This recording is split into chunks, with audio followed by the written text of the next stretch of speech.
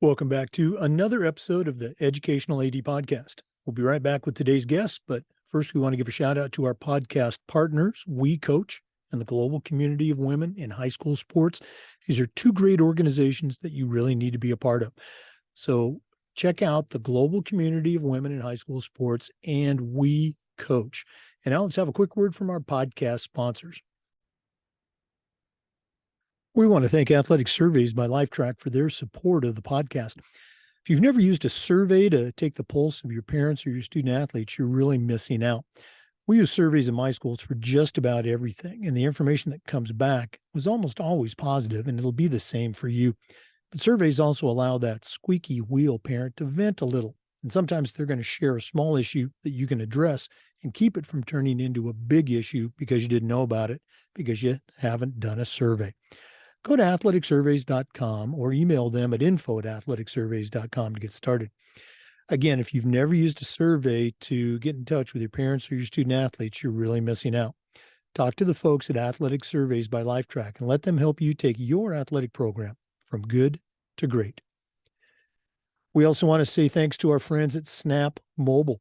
Go to onsnap.com or snapraise.com to check out their entire suite of platforms designed to help you as an athletic director do your job better.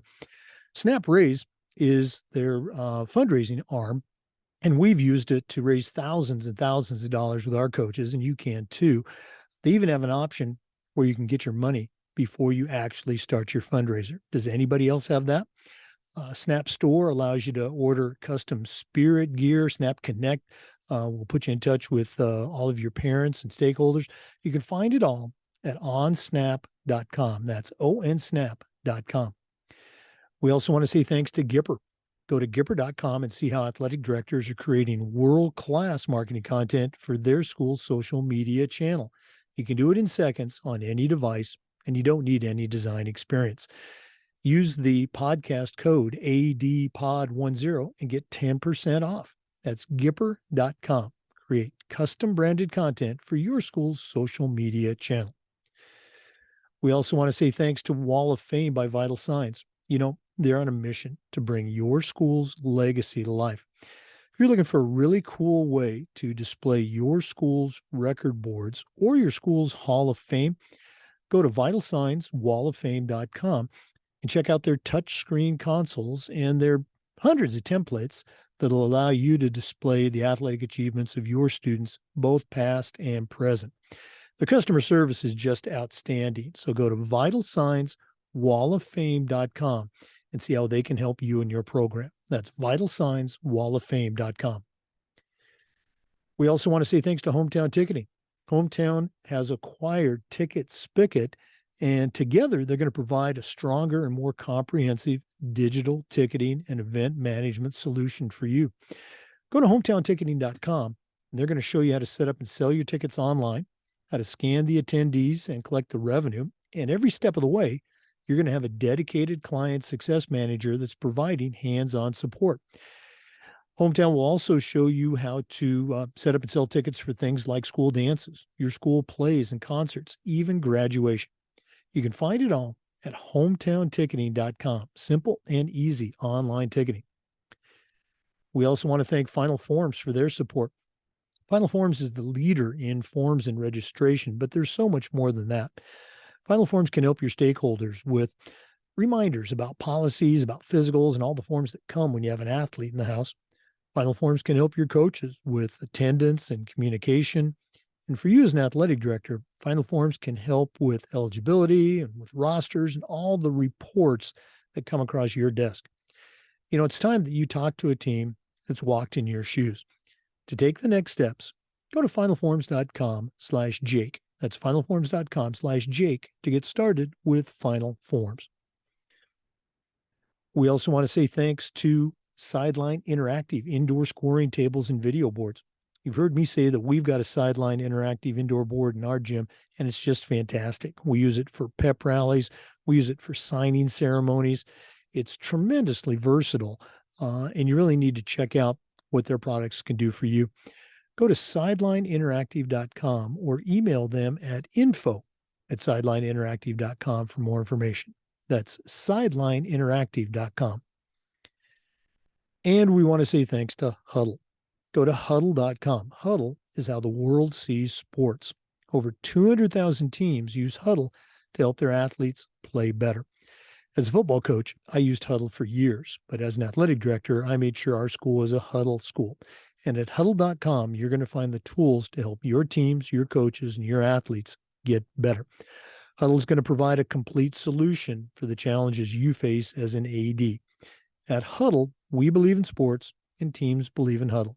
Join the 6 million users and turn your school into a Huddle school. That's huddle.com.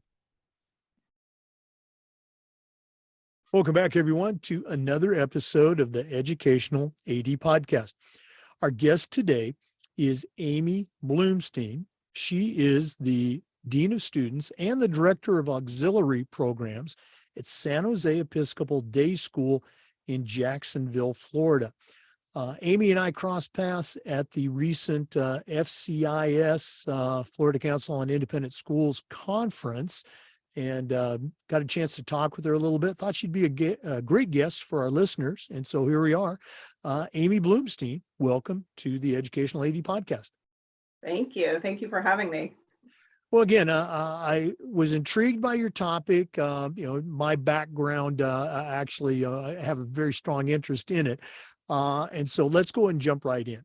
We always like to let our listeners have a chance to get to know our guests. So give us that quick bio, where you were born, where you grew up, a little sports background, and maybe take us up to the college years. We'll take a quick break, and then when we come back, we'll talk about your career. So what's the Amy Blumstein story?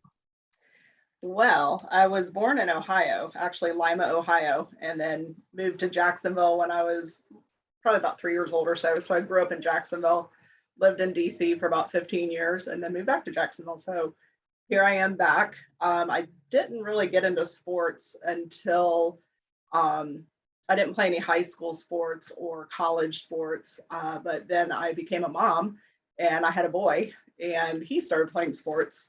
So that's kind of where the sports interest began on my part. When he was 3, 4 years old, he was just always into soccer, baseball, basketball, whatever it was. He played baseball all through his youth and then picked up football. And so going through all of those years, he's currently a grad student, still playing football. So that's kind of where my sports background came from.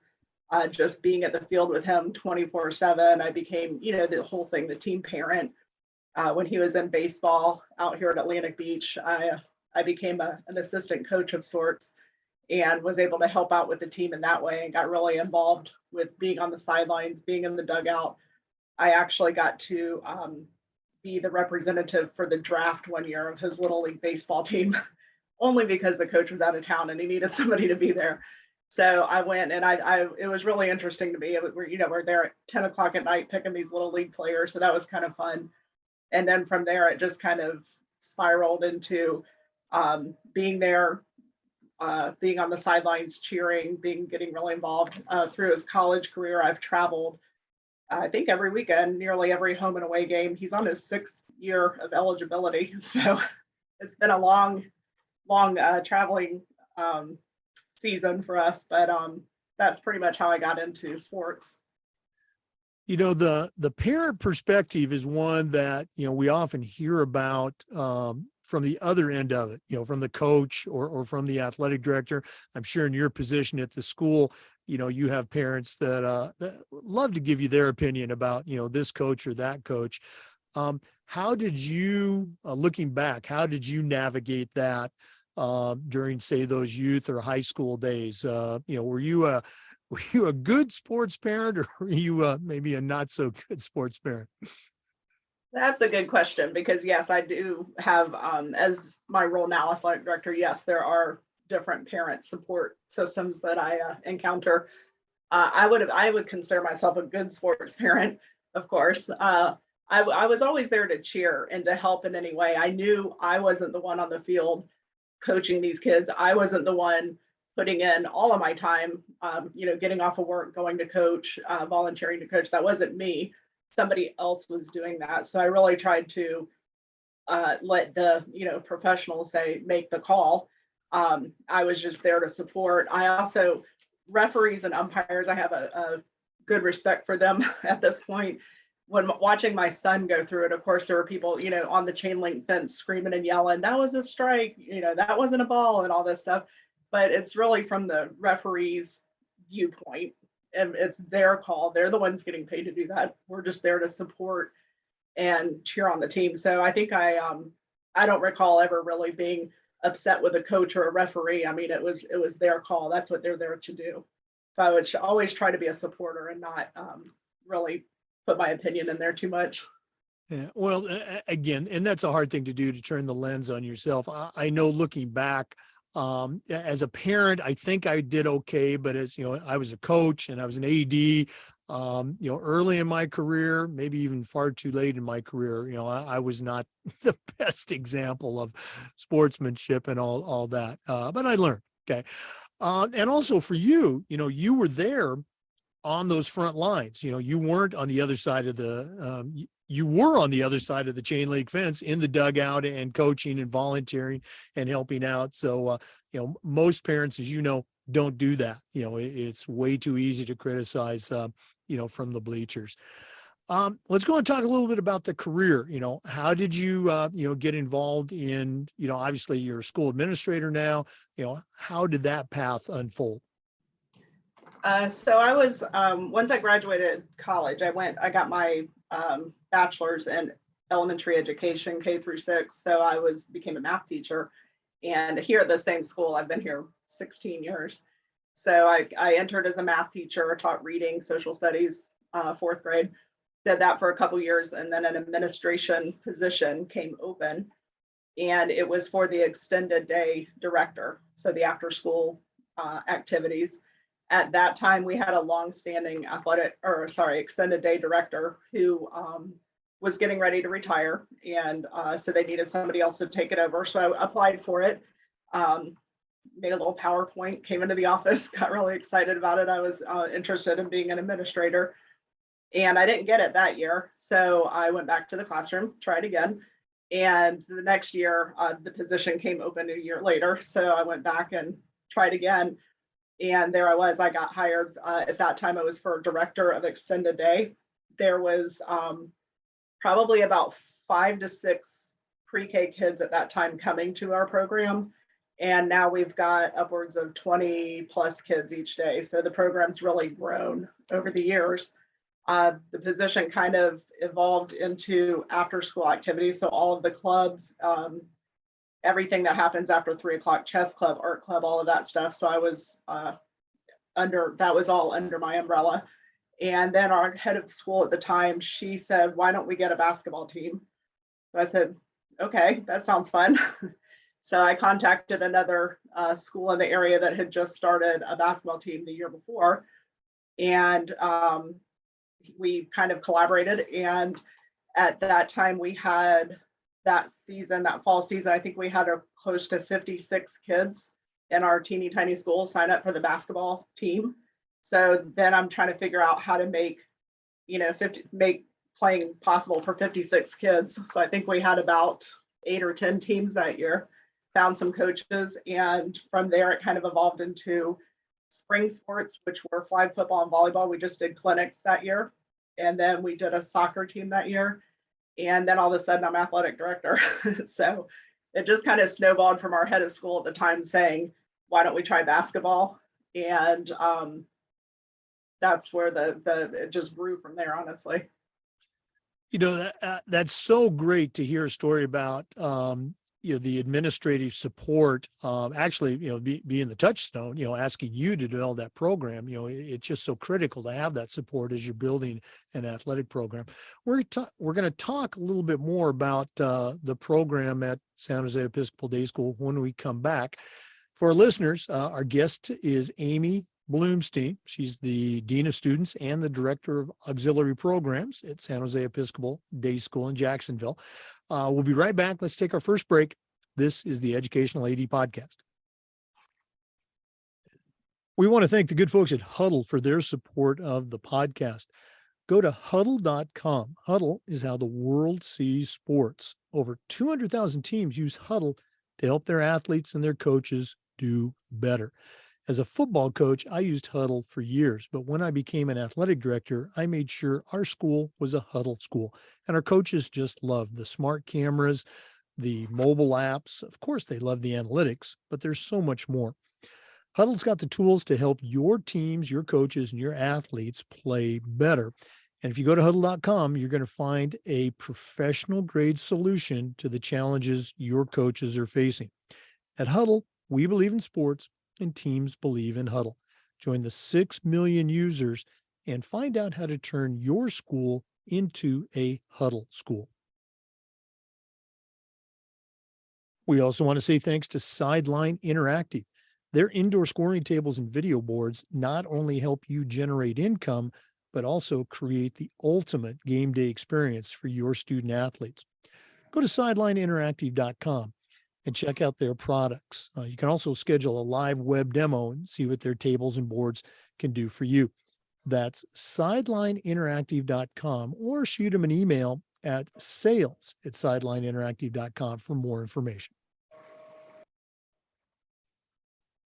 Welcome back, everyone, to the Educational AD Podcast. Our guest today is Amy Blumstein. She's the Dean of Students and Director of Auxiliary Programs at San Jose Episcopal Day School in Jacksonville, Florida. Amy, in our profession, we talk about the importance of leadership and particularly mentorship. So who are some of the mentors that you've had in your career? None of us get to where we're at on our own. So who are some of the people that have helped you along the way?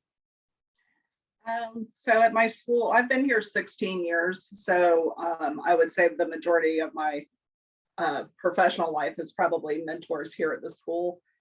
Back to the former head of school who wanted a basketball team here at the school. Her leadership style, she trusted us as professionals. She allowed us to make decisions. She trusted our judgment as far as starting this new program. She would run an idea past me, and then I would kind of take off running with it. And I kept coming back to check with her. And she was like, "This is your thing. This is your baby. Let's just do it. Let's see how it goes." There was a couple of times throughout the early stages of the program where other heads of schools at some of our sister schools in the area that were joining this program as well weren't really giving their athletic directors the freedom to kind of create this program. So I really credit my former head of school, Lori Minger, for entrusting me and building the confidence that I needed professionally to do that. I would say some other mentors along the way, probably, and they're probably more mentors toward my son, but the way that I saw them mentor him as a coach, Porky Rogers, for one. My son said at one point, I'm not sure if you're familiar with him, but he's a very notable coach here in Florida, and he was very strict, and he expected a lot out of his student athletes. And my son would come home, totally tired and sweaty and hot and all that stuff, and still have homework to do. And he said at one point, "I know Coach Rogers loves us."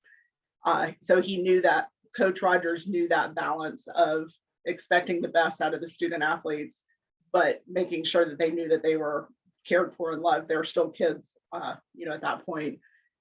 Another one that kind of showed a lot of grace toward my son, and again, mentor toward me, because I took what he was showing my son into my role as an athletic director, Lonnie Martz, who was a mentor toward my son when he was younger. Just the grace that he showed him, the understanding, knowing that he was a kid, knowing that kids, they're learning, they're making mistakes along the way, and the grace that he showed him, kind of turning every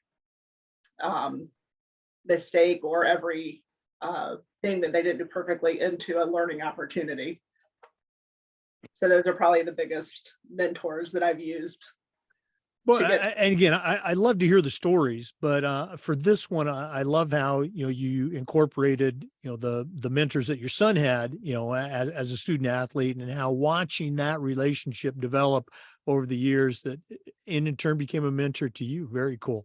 Okay, let's go and talk a little bit about your program. at your school. Now, obviously, you've been there for a long time, and you had been there's an infrastructure there, but starting a team, a competitive team, that's a challenge, at any school. So, what were some of the when your head of school came to you with that task? You mentioned that you reached out to another school, but I mean, what were some of the things that you were thinking about organizationally that you needed to do, and how they all fell into place? Can you share a little bit of that, how that timeline worked out?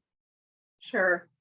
Um, the things I started thinking of was what did I appreciate as a parent having gone through all of this, on the other side of it? What did I appreciate? And one of the things that kept popping up was consistent and clear communication.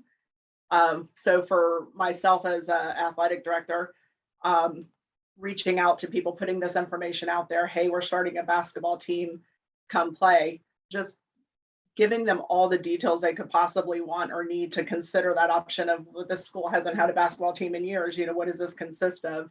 Practice days, times, what the cost of the uniform is going to be, how much time commitment that they would need to put in, just clear communication on the front end so that I wouldn't have to go back and answer 20 questions when people weren't clear on what it is we're trying to do here. And then once the team started kind of coming together, um, just keeping everything really consistent and clear for the families and the kids, knowing when they have practice, what days to bring their change of clothes to school, when they need an extra snack, all of those little things in the life of an elementary school kid. If they don't have their, snack on the right day or their after school clothes or whatever it might be, we've got kids in the office that it just kind of throws them in a tailspin in the morning because they didn't, they forgot their tennis shoes. How on earth are they going to practice after school if they forgot their shoes? When to us, it's not really a big deal. We're just like, wear your regular clothes. But those little details really matter to the kids and the families. So starting it off like being as organized as possible and as clear as possible was a big thing for me. Yeah, the communication is so critical, particularly with those younger kids. Sometimes we'll have to talk to junior high coaches that they don't think about well, these junior high kids, let alone elementary, junior high kids, they're not driving to practice, they're not driving home. Transportation. You got to communicate that to the parents. Um, we're going to take a little deeper dive after the break, but one more question. As you were putting together, the program, um, obviously you have to have coaches. Where did you go? Were you able to get your coaches internally? Did you have to bring in outside coaches? Were they parents? How did you handle that and manage that challenge that all ADs have to deal with? That is always the biggest challenge, honestly. Um, Starting off, we had it's been a mix. We've had volunteers, we've had parent volunteers. Right now, I've got a coach that's with us for basketball that has coached with us, I think, 8 years. He is an outside coach. We've had teachers coach, somebody's that that's played high school basketball or college basketball. We've had one or two of those along the way. But yes, coaches are always the hardest to come by, especially with us being a small private school. Finding coaches that um, agree with or that fit our mission statement, meaning we we're competitive league, but yet we're elementary school and we're not getting any rings at the end of the season. We're not going to Disney World at the end of the season. We are here to learn and grow. And a lot of our coaches coach at either the high school or middle school level or the Y League or other leagues, which is great, but getting them to kind of adjust that mentality to a fundamental learning league who's still competitive. We like to win. But those are that's always been the biggest challenge is finding coaches season to season. So when we find those long standing coaches like the one we have now that's been with us for quite 8 years or so, we kind of hang on to that as much as we can. Yeah, well, I love everything you said. It's almost like we have the same playbook. I would tell our new coaches, particularly at the middle school level, because we were a K through 12 school, and I would say for middle school, hey, we want to win, yeah, but I'm not hanging any championship banners in the gym for your undefeated season. And I may fire you after you win every game.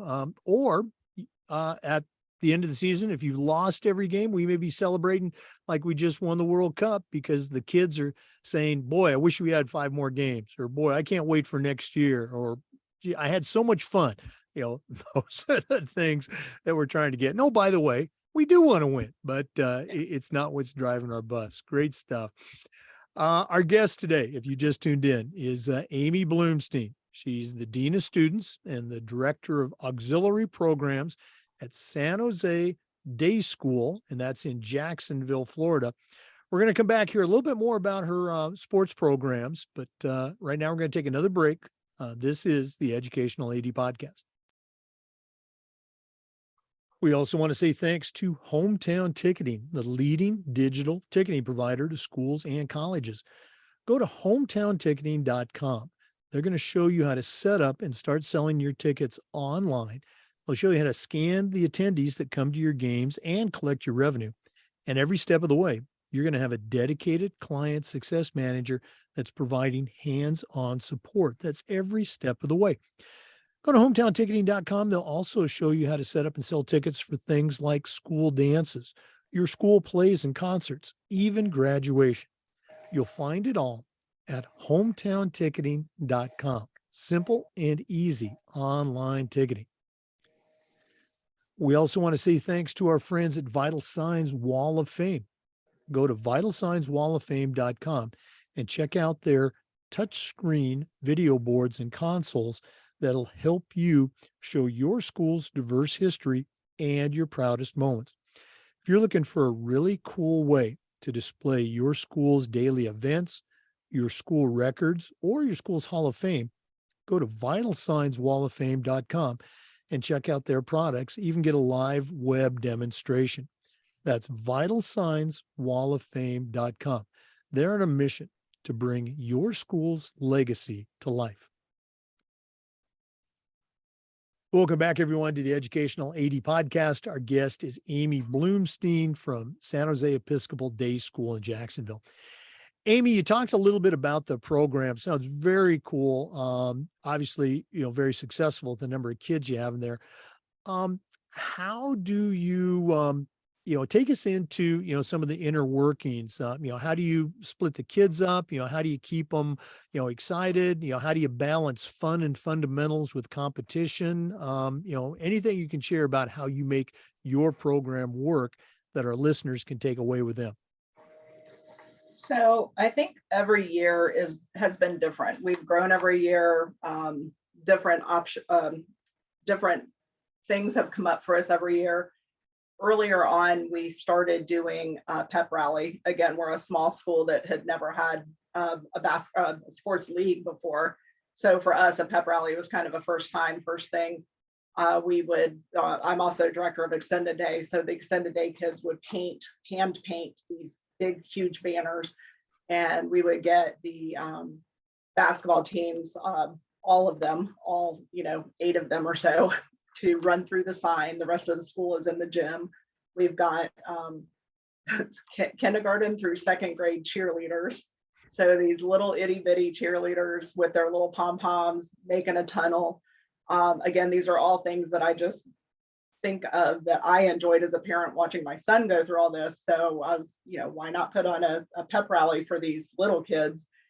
We invited the parents, had the teachers involved in a kind of a shootout game. So the whole gym is screaming and yelling. So we do that usually in the fall. Of course, COVID kind of derailed that for the moment, but we're kind of getting back into that. That's one of the things that we do to kind of end the basketball season and then hype up the winter sports, which are volleyball and flag football. A couple other cool things that I've been able to do along the way to just keep the excitement alive. A couple of years ago, somehow I got in contact with the Lady Gators basketball team. They were here in Jacksonville. And I just started putting together a clinic. They were coming to our school. I started writing to them, reached out to them. They said, yeah, we'll be at your school on Saturday. I was like, well, why don't we do a little basketball clinic for our basketball players? So I just literally just started putting stuff together. And Friday night, the Friday night beforehand, I put it out to all of our students and families. They were all coming. All of our basketball players were there in their little uniforms. But I was watching the news, local news Friday night, and somebody told the local news. And the next morning, Saturday morning, I show up and there's a line around the corner of people from Middleburg and Orange Park, like all around Jacksonville had come to see the Lady Gators because they saw it on the news the night before. So while I was expecting, 100 kids from our school, we ended up probably having 3 times that many people from the community. The Lady Gators were fantastic. They pulled up in the bus. Albert and Alberta were here. So that was kind of cool. And our kids for the rest of the year, like that was their thing. They became pen pals with the Lady Gators. We wrote to them. We sent video messages. That was another thing just to kind of keep the kids excited. And then more recently, last spring, one of our alum, he did the signing day here at our school. And again, his mom called the night before and she was like, is there any way that, he can do a signing there? So they had something happen with their previous location. And within 24 hours, I was on CBS News doing a sound check, and we hosted this kid's signing day live on CBS Sports. But again, I was expecting his family. I set up chairs for 10, 15 people, and we had over probably 200, gyms packed. This kid pulls his, he's got the 3 choices, pulls his hat, went to the Gators, by the way, so another Gator connection there. But just trying to find different things like that where I really make our athletes part of that whole thing. So at that time when he did his signing for football, we had our flag football team in attendance and they were up in the stands. And then he went out and did a little clinic with the flag football kids. We also have an alum that is a soccer player. So she's been reffing our games for probably 2 or 3 years now. And she is, she possibly will be going pro. So she comes back and hangs out with our student athletes as well. So really just trying to reach out to our alum, anybody in the community that has anything to do with sports. It gets our kids excited and makes them kind of feel more like a student athlete. So our teams, typically get packed. So then we're dividing them up into, what started as 2 teams and then they spread into 4, 5, 6 teams. In our league, we do split them up ability, we don't split them up ability wise. We try to keep the teams pretty equal so that they're not stacked. So that is, I wouldn't say it's a challenge because we're supposed to have equal teams. So the kids kind of just go out and they've got some of the better players on the team and some of the kids that have never played before. So then the coaches kind of, get an array of abilities on each team. Yeah, I'm glad you mentioned that point because that is a consideration at those lower levels. And it's not a right, wrong, good or bad. It's just, how do you choose to do it? Grouping by ability or splitting them up. I think the goal is the same regardless of how you do it. Make it fun, teaching fundamentals, and give them that game experience. And boy, I love the alumni connections that you've developed. I mean, that would I think some high schools would like to have that degree of connection with some of their alums to have him come back and do his signing day there. That must have been a really cool experience that the kids are going to talk about for a long, long time. Very cool. Once again, for our listeners, our guest is Amy Blumstein. She's the Dean of Students and the Director of Auxiliary Programs at San Jose Day School in Jacksonville, Florida. We're going to take another break. I know that's shocking to our regular listeners, but we'll be back with some more. This is the Educational AD Podcast. We want to thank our good friends at Snap Mobile for their support of the podcast. Go to snapraise.com or OnSnap, that's onsnap.com, and check out their entire suite of platforms designed to help athletic directors do their job better. Snap Raise is their fundraising platform. Our coaches have used Snap Raise, and it's just fantastic. As an athletic director, I knew what was going on, but I didn't have to be involved. And our parents loved it. It was just great. And you can raise thousands of dollars too. They even have an option where you can get your funds before you actually do your fundraiser. Does any other fundraising platform do that? Snap Store allows you to order custom spirit gear for your entire program. Snap Connect is their multilingual, secure parent connection platform, and so many others. Go to onsnap.com or snapraise.com to find out more. We also want to say thanks to Gipper. Go to Gipper.com and see how athletic directors are creating world-class marketing content for their school social media channel. You can do it in seconds on any device, and you don't need any design experience. It's so easy. Even I can do it.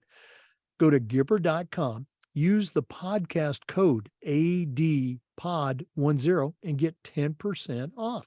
That's Gipper.com. Create custom branded content for your school's social media channel. Welcome back, everyone, to the Educational AD Podcast. Amy, one of the newer questions that we've been asking our guests, we stole from another podcast, Jen Brooks and her great podcast, The Global Community of Women in Sport. And it goes like this.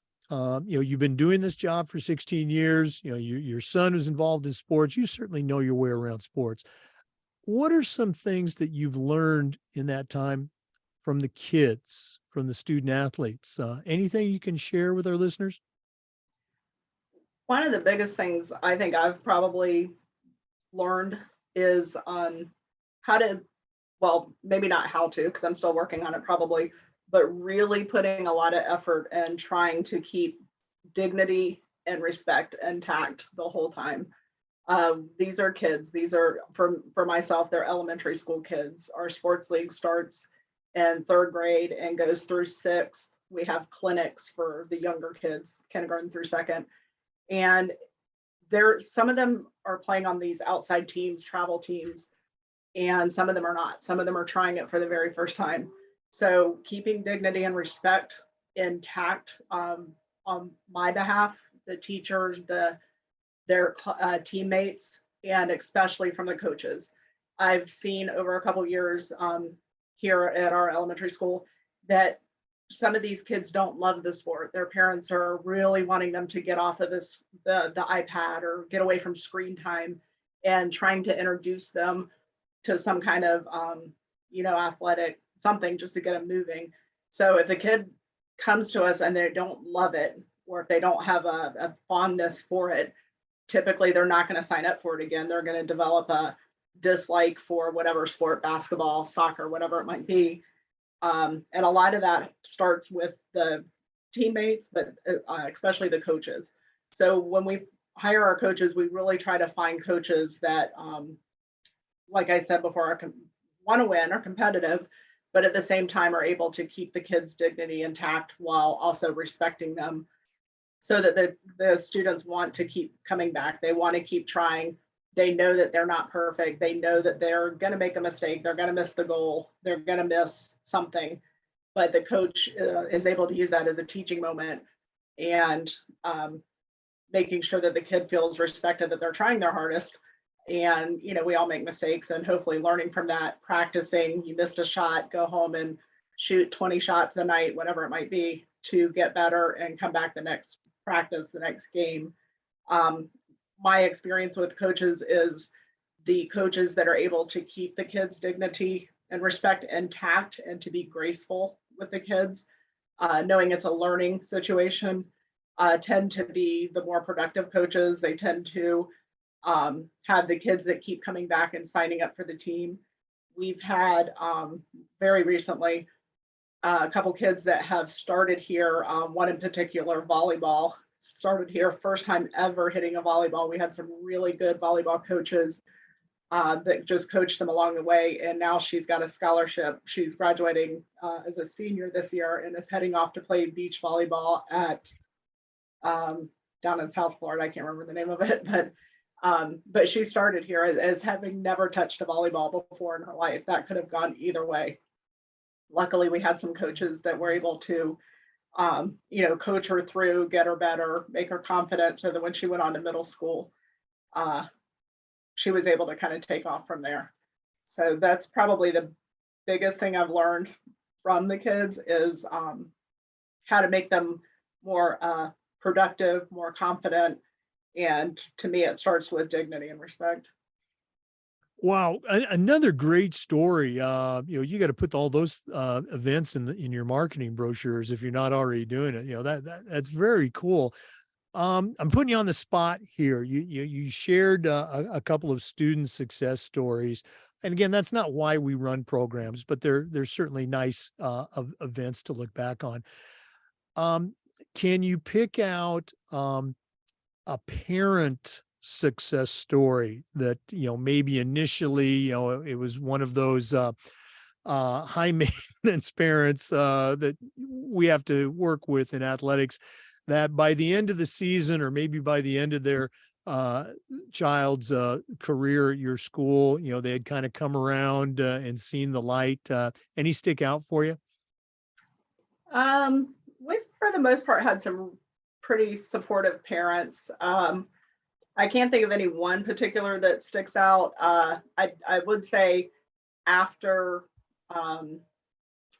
we've had essentially a contract, a student athlete contract and a parent spectator contract, to where they're going to let the referees make the calls, let the coaches coach the games, and you're going to be here as a spectator. So I think after there's been years where I have not had that meeting with parents beforehand. And I would say that kind of, again, COVID kind of ruined that, but we're getting back on track with that. Just meeting as a group and all that, but having the parents on board early on in the season, as far as what the expectations are, as a spectator, as a parent, that always ends up in a success story. So I can't think of really any one particular parent that really needed that extra, tutoring session on how to act in our private school gym. But as a whole, once you set the expectations, it's been, I wouldn't say it's been 100% smooth, but it's been, pretty smooth in that part, luckily. And it goes back to what you led with in the very first segment about communication, making sure everybody knows, hey, this is how we roll. This is what our program is. Amy, we'll do this again at the end, but if one of our listeners wanted to reach out, pick your brain a little bit, find out more about how you do things at your school, what's the best way that they can get a hold of you? Probably email. My email's Blumstein, ABLUMSTEIN @sjeds.org. And I'm happy to answer any kind of questions. And I'm sure there's a contact information at San Jose Country Day School in Jacksonville, Florida website, correct? Yes. Website as well, sjeds.org. Okay, very cool. We're going to be back with some more, but we're going to take another break. We're visiting with Amy Blumstein. She's the Dean of Students and the Director of Auxiliary Programs at San Jose Day School in Jacksonville, Florida. We'll be right back. We want to thank Final Forms for their support of the podcast. Final Forms is the industry leader in forms and registration, but they are so much more than that. Final Forms can help your stakeholders with things like mobile apps. They have reminders for parents about policies, about physicals, and all the forms that come when you have an athlete in the house. Final Forms can also help your coaches with things like attendance and communication. And for athletic directors, Final Forms can help you with eligibility and rosters and all the reports that come across your desk. It's time that you talk to a team that's walked in your shoes. To take the next steps, go to finalforms.com/Jake. That's finalforms.com/Jake and get started with Final Forms. Welcome back, everyone, to the Educational AD Podcast. Amy, you and I were talking during the break a little bit about, how, because both of our experiences have been largely at private schools, independent schools. Parents are certainly part of the equation, maybe even more so than at a public school, because they are, literally, paying all that tuition. One of the themes the last year or two in athletic administration has been the idea of, instead of dealing with parents, trying to partner with parents. So what are some of the ways that you try to partner with parents? We're not giving them the keys to the car. but we're trying to make it an enjoyable ride. So any advice, any suggestions, or how you partner with parents? That's a good question, especially like you said, being at a private school where there is tuition paid. Partnering with parents is very important for us. Uh, it makes everything run smoother. From the kids, they see everything, they soak up everything. The partnerships between adults, whether it's the coaches, whether the coaches and the parents, myself and the parents, the kids are listening to all of this. The kids are soaking it in, and however their parents are acting or reacting to, say, coaches or referees or myself or anybody here at the school, the kids are hearing that, they're soaking it in. So to be good role models is one way that we really try to model for our parents to partner with us is the open communication, the clear communication. We're going to be open with you. If you have any questions, reach out and ask us instead of assuming something and then getting all upset about it and kind of going off on that and then talking to other parents about your assumption. So having open and clear communication is a big way that we attempt every day to partner with our parents. We try to open up our sports league to have team parents who, it's nice to have that extra help of somebody sending out that email or somebody organizing the uniforms, but to get them here on campus as a partner, as a team parent, kind of hopefully promotes that partnership where we can't do this all by ourselves. We can't do it all.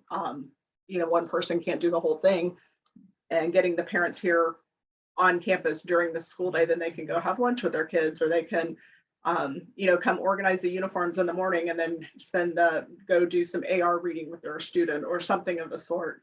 So really building the partnership any way possible, parents keeping score at our games. While it is a job that somebody needs to do, it also gives the parent a front row seat and gets them involved in that way. So there's a lot of little ways in which athletic directors, especially at the elementary school level, can get the parents involved. And the more parents are involved, the smoother things seem to go once that partnership is built and that trust is built, that we're here for the kids. We're here doing our jobs that we, come in to do every day, that we're passionate about, and getting the parents' support behind that is it's very important for the program to kind of run smooth. Also, when there's a change in schedule or a change in location, once you build that communication with parents, they then form that little pipeline. And while I'm sitting here sending out emails to notify as well, word of mouth with the parents, if you have that partnership, if you have that trust to the parents, they can kind of get messages out to each other. So it just becomes pretty much a team working for these kids to make sure that everything goes smoothly. Yeah. Your point is just so key, and not just for private schools, for public schools as well, is, finding that role, that job, if you will, for the parent. And maybe it's helping send out the weekly emails, maybe it's keeping score, the book, taking the tickets, hopefully online tickets, at the gate, or working concession. There's so many ways that they can be a partner with the school and not just feel like they're on an island and not connected, because parents, I think, want to be involved. They just sometimes they don't know how to get involved. And that's where a good leader like yourself is going to help them find that right role.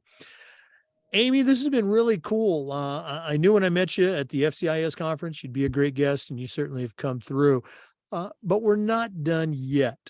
We always wrap up with our athletic director toolbox segment. We've already established you certainly know your way around the world of athletics, but when we come back, I'm going to ask you to send out a brand new athletic director on the very first job, but I'm only going to let you put 3 things in their toolbox. So we're going to hear from Athletic Surveys, who sponsor our toolbox segment.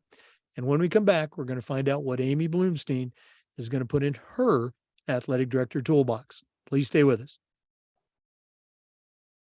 We want to say thanks to Athletic Surveys by Lifetrack for sponsoring the AD Toolbox segment of the podcast.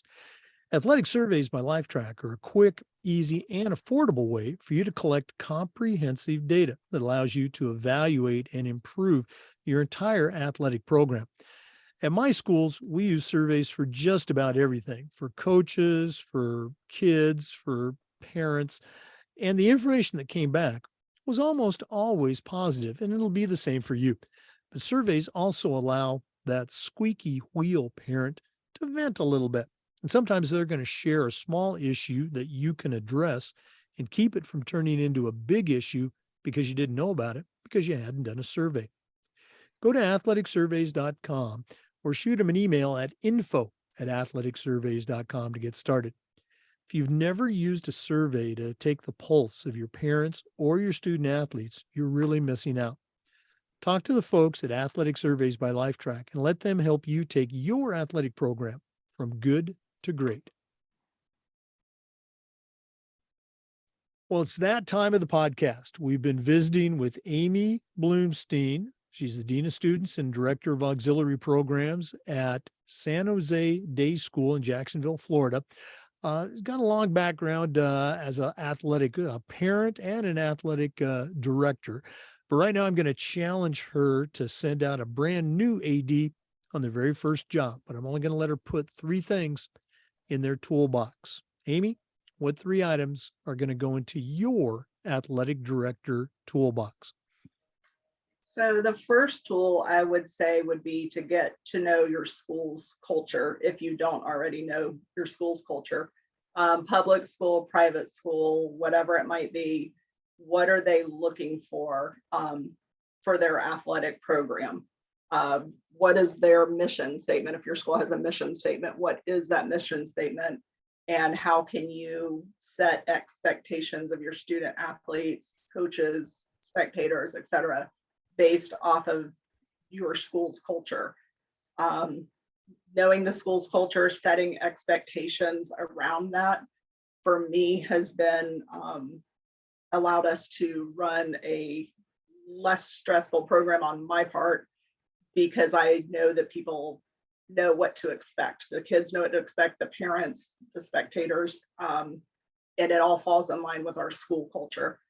The next thing I would recommend is, and I've said it a couple times, would be communication. Communication, I think, is key. Communication from myself as the athletic director to, of course, the athletes, the coaches, the parents, but also to my school office. Knowing who's going to be in the gym on what day, who's got what field reserved. We have a Google Calendar where I try to put as much possible on there so that anybody scheduling anything in the gym on, any given Tuesday knows that we're in there for basketball. So communication between everybody involved really has been a very important thing for us. And then my last tool would be flexibility. I know as an athletic director, of course, schedules are set, game times are set, those types of things are set, but the things that you can be flexible on, a little flexibility, goes a long way. So there are things that, of course, we can't be flexible on, but the things that can. As an elementary school, this past season, we started the season with 5 girls on our basketball team.